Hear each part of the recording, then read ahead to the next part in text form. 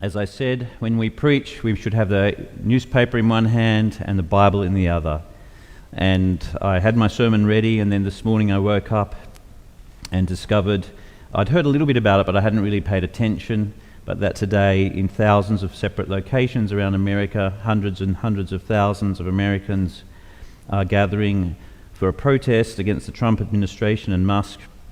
And the name of their hashtag is hands off.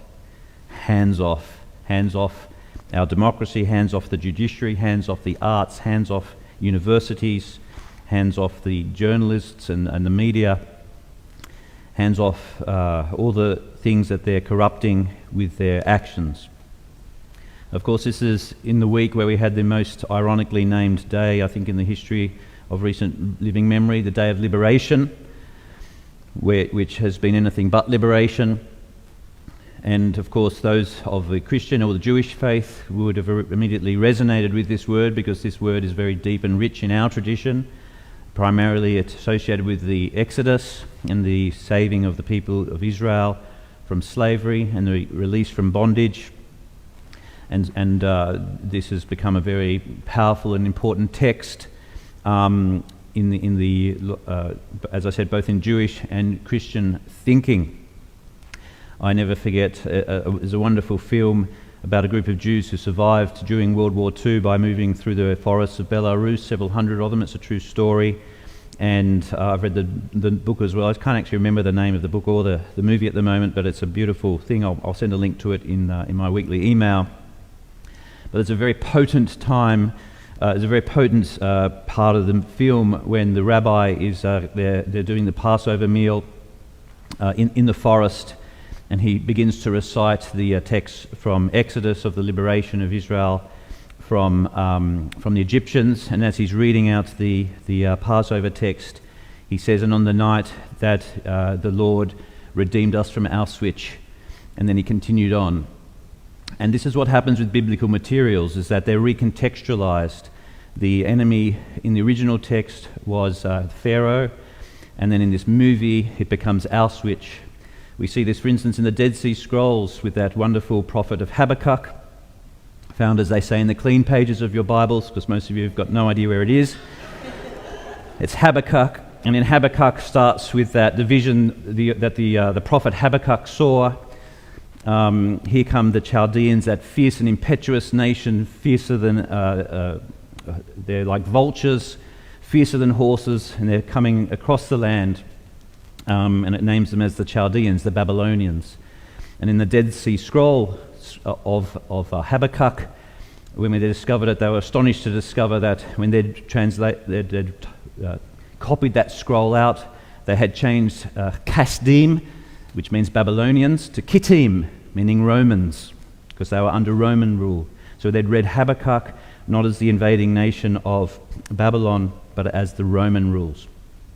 And this is the way these stories continue to live, is that in each day and era, those that oppose God's vision for the world, the vision of flourishing and goodness, they take different names. And each time the people of God need to dig deep and to find the sources for liberation, for pursuing God's vision, the justice for all people, the dignity of all people.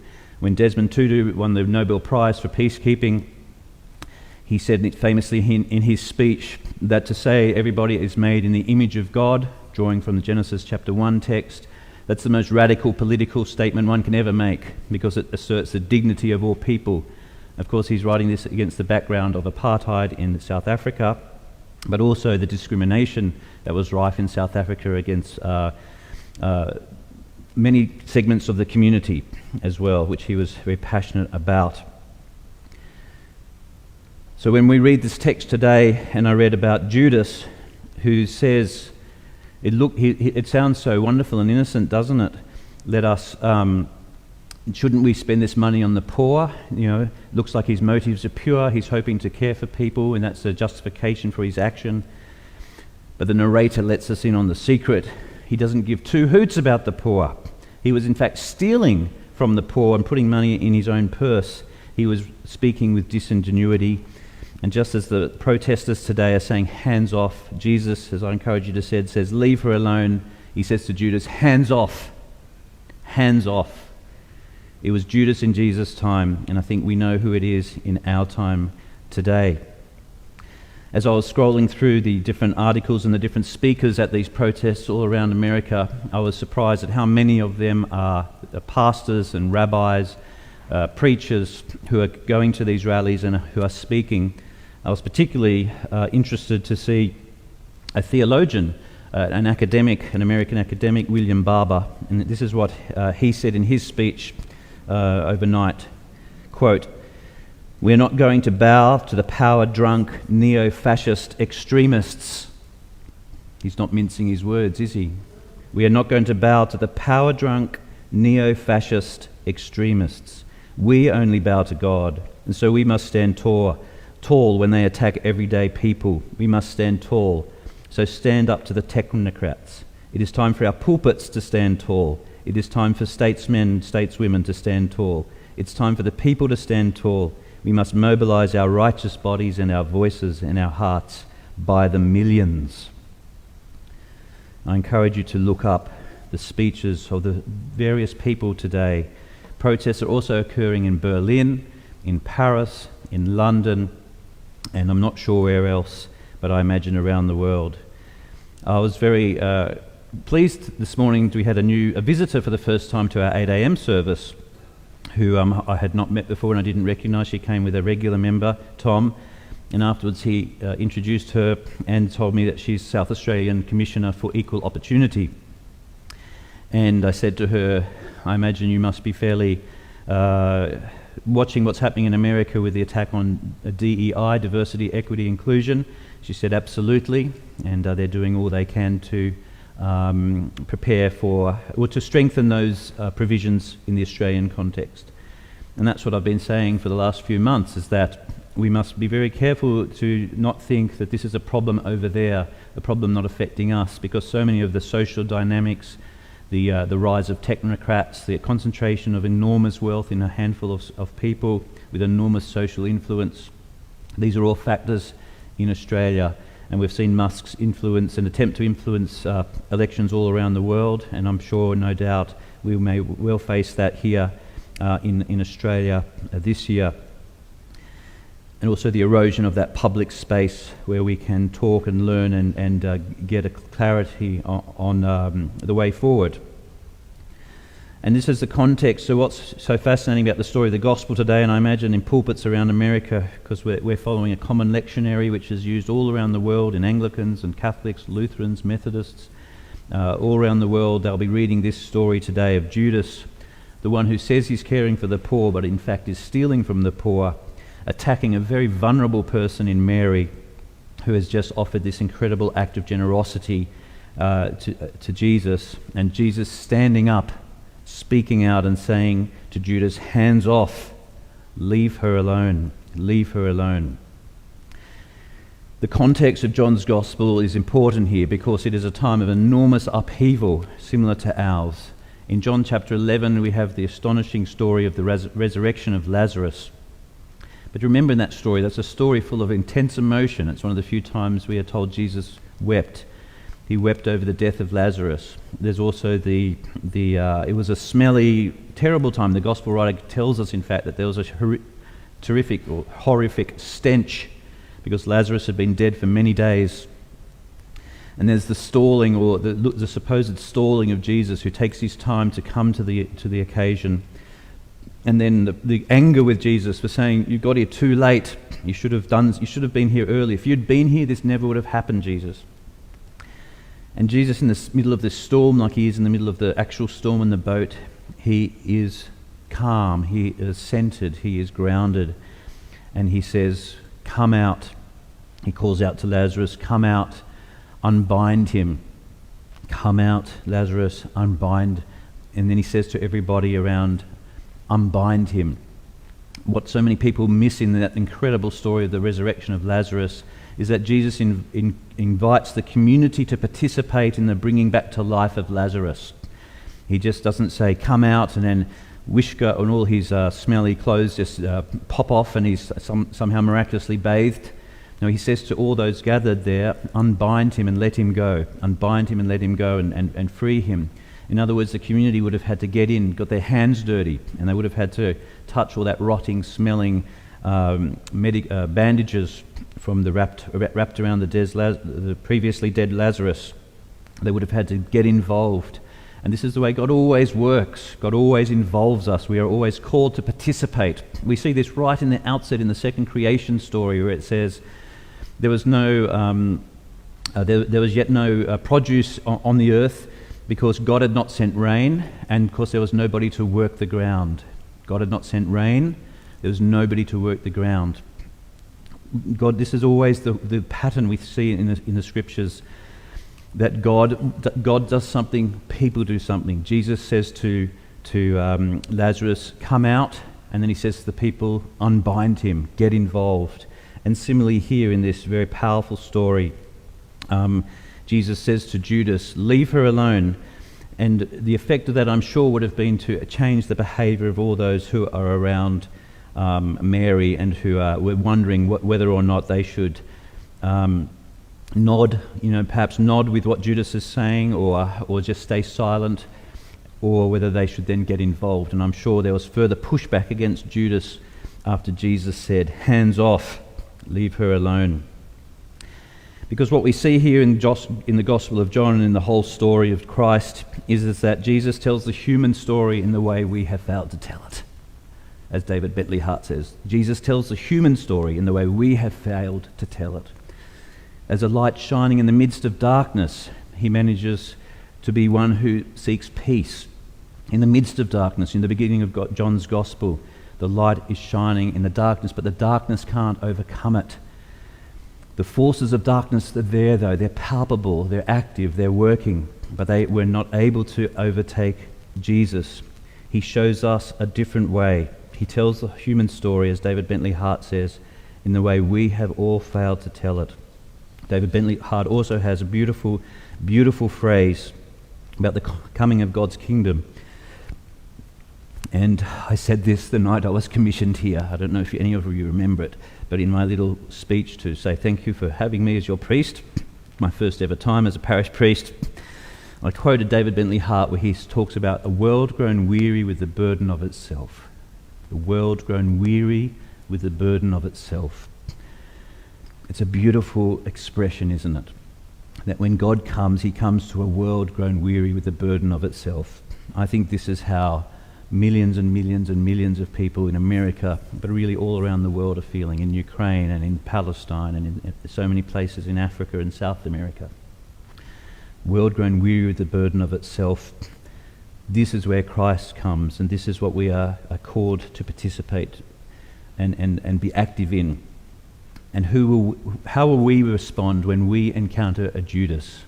Because every single one of us at different times will encounter a Judas, someone who says one thing that sounds so positive, but it's disingenuous. They actually mean the opposite. There's a mismatch between what they're saying and how they're behaving. And it's always the same, that somebody like Mary's well-being is at stake. Someone who's vulnerable, someone who has no rights, somebody who needs, in that moment, for someone else to speak up for them. And that's when we need to find that courage to step in and say, hands off, leave her alone. Now, one of the focuses I just want to add this I want to add a little complication and make sure I'm not misunderstood here, not complication, but some nuance to this, because Jesus says this in a context when women had no rights, where women required a man to advocate for them in that time, unfortunately. So Jesus is acting within the patriarchy of that world. And of course we no longer hold to patriarchy, although it seems to be alive and well in certain places. And but another thing that's very prominent, if you read the articles about these protests today, is the number of women who are protesting and leading protests all around the country. And many of them have said that have identified themselves openly as white women. And of course in America this is very potent language to use, because it's part of the propaganda of the Trump-Musk regime is the idea that It's very white based. It's very supportive of white people, pretty much, if you can just put it clearly like that. And so, and some of these women have said, I voted for Trump, but I was wrong. And so it's just, there is a nuance here. What I'm trying to say is, I don't want you to go away that think that every vulnerable woman needs a strong man, right? That's what I'm trying to counter, because I don't want the text to be read that way. But it's every vulnerable person needs an advocate. It could be a vulnerable man who needs a strong woman to say, hands off. Okay, so I just want to add that in, make sure you didn't misinterpret me. How does Jesus do this? How does he consistently find the right way path in this tumultuous environment? There's a heightened emotion, this disingenuous Judas. Especially, like, I know if I'd had a woman, any woman, rub her valuable perfume on my feet and rub my feet with her hair, I don't think I'd be able to think of anything very clearly. I'd find it very discombobulating. It would rattle me. I wouldn't be able to think clearly because you all know I'm not a touchy-feely person. I never forget the first time I ever offered someone in the parish. I said, "Do you mind if I give you a hug?" It was at one of the funerals I did early on. And I remember the person looked at me with great surprise and said, "You never hug us," or something like that. I said, "I know, but I'll give you a hug today." And they agreed, thankfully. I'm not a touchy-feely person. One of the reasons is I'm very sensitive to touch, and if I get touched, I can't think clearly often, right? I'm extremely ticklish too. Just adding that in. But this is the thing. Why are you all laughing at that? I didn't think that was funny. But this is the thing, right? Like Jesus, maybe Jesus was like me, and that had really clouded his thinking, and it rattled him somehow that because it says, remember, this is sort of an assault on all the senses. It says the perfume is so strong and fragrant it filled the whole room. The gospel writer tells us this. So you have smell. You've got this touch of your feet. On Monday, Thursday next week, when we do foot washing, and we offer these days hand washing, and one thing that people consistently say is that it's a very intimate experience, both the hand washing and the foot washing. So there's the heightened sense of touch, of smell, of course taste, because it says there's a big banquet that's been put on to celebrate the resurrection of Lazarus. So how does Jesus find that stillness within to say hands off? And significantly, how do we find it? I do think there are clues in our text today, and of course the great rich traditions of Christian and other religious and writers and psychologists who've talked about being grounded, about being centered, about being able to get clarity in the moment, to reduce our adrenaline, as it were. And in fact, in soccer refereeing, we get taught some of these methods about if there's a sudden melee with lots of fighting, and our adrenaline skyrockets. And we get taught methods of breathing and box breathing and things like that, and grounding and feeling the ground under the soles of your boots, because these things literally will reduce the adrenaline flowing around your system. How does Jesus do that? And I think there are some clues in these passages. In the Isaiah passage, there's this image of the day of the Lord where the animals will be peaceable, and they have this imagery in a lot of Isaiah that the lion will lie down with the lamb, that you can put your hand in the pit of vipers and it won't bite you. Not that I recommend that, but you know what I mean. These images of nature at peace. And it made me think, actually that's probably one of the most significant ways I find I can be grounded and refreshed, is being among nature, whether it's at Mambray Creek in the Flinders or just in the backyard with my veggie patch. There's something about gardening and being connected to nature and the earth that centres us. In the Psalms, you have this beautiful, in Psalm 126, you have this couple of beautiful images that says that when we're restored by God, we're going to be like dreamers. Then we were like dreamers. And that made me think of the role of creativity as an activity of grounding and imagining, and whether it's writing or drawing or gardening or needlework, whatever it is for you. Because in those moments of creativity, there's hope, isn't there? Because we create something new, and even if it's repairing something that's broken, when we put our effort into it, something new is brought to bear. It might be woodworking, for instance. I know a bunch of you like doing that sort of thing. And Jesus himself was a carpenter. And you also have that beautiful imagery at the end of the psalm about the going out with tears and sowing and then returning with joy with a harvest. And can you see then how it's matching an emotional journey with actions, with enacting particular ways of being in the world, so that the person is full of grief and they're sad, but then they sow their seeds in that sadness. And then as the harvest is brought up and brought back, they find joy. So can you see how the emotional journey is facilitated from sadness to joy through that activity of that grounded activity of, which is both being involved with nature and also sort of creativity, I think, that's always involved in things like gardening. So I think there's these clues in these texts about, and from and other traditions about how we can learn to find that still point. And it's one of the things is that I believe you need to cultivate that on a regular basis, because the moment when you're in face of Judas, it just comes out of the blue. It just comes out of the blue. You're not sort of, you don't get a warning. You're going to suddenly find yourself in a position where there's going to be a full-on affront towards a vulnerable person or vulnerable people. You don't get a forewarning. And so that's why when we have these practices of being grounded, of attending to our inner life, then when that moment comes, we're ready to say, hands off. In a way, I think we've seen this in America because what's happened in the last 8 weeks is so many people have reported being so sort of shocked and not knowing what to do, and they're sort of, being paralysed in the moment, and now they're finding their voice, and who knows what will come from that.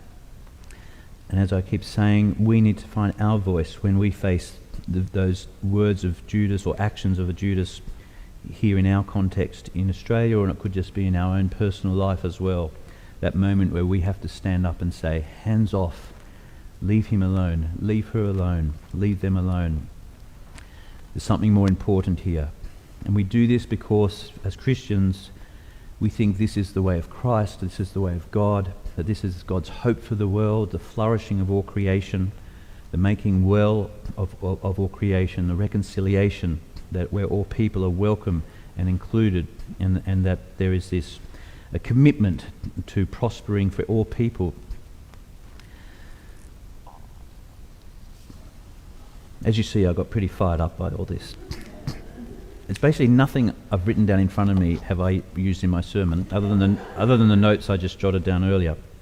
I will use my last page though, to sort of try to bring this together, because in my what I did plan to do, and I will do, to conclude, is I wanted to read you a poem I wrote, because for me, one of my main creative activities is the writing of poetry. I don't do it that often, but when I do it, it's very grounding, it's very therapeutic, and I'll often do it in response to a particular context in the life around me. And in this case, it was the final weeks and months of the life of Pam Garrett, who was married to Reverend Dr. Graham Garrett, one of Australia's leading Anglican theologians. His first wife died of cancer many, many years ago, and I wrote a couple of poems for her to read her, because it's just something I do, and it's in a way, it was sort of like death, hands off, like saying to death, you won't have the last word here. Of course, it's another critically important biblical theme, isn't it? And so I wrote this for her. It's called Water, and I'll just read it out. Water. You know me by many names, but this day just call me Water. I'm river, flirting with shifting shores, chaperone of life and limb. I'm storm, an artist flinging rain paint, whisking white tops and whirling waves. I'm ocean, framing earth anew, memory keeper of the deep. I'm baptism, companion of the poor, unhindered gift for those twice born. I'm life, from pierced side flowing, absolver of dark's darkness. I'm waiting, but come to my side unhurried. I'm 3 in 1, vast guardian of all. Amen.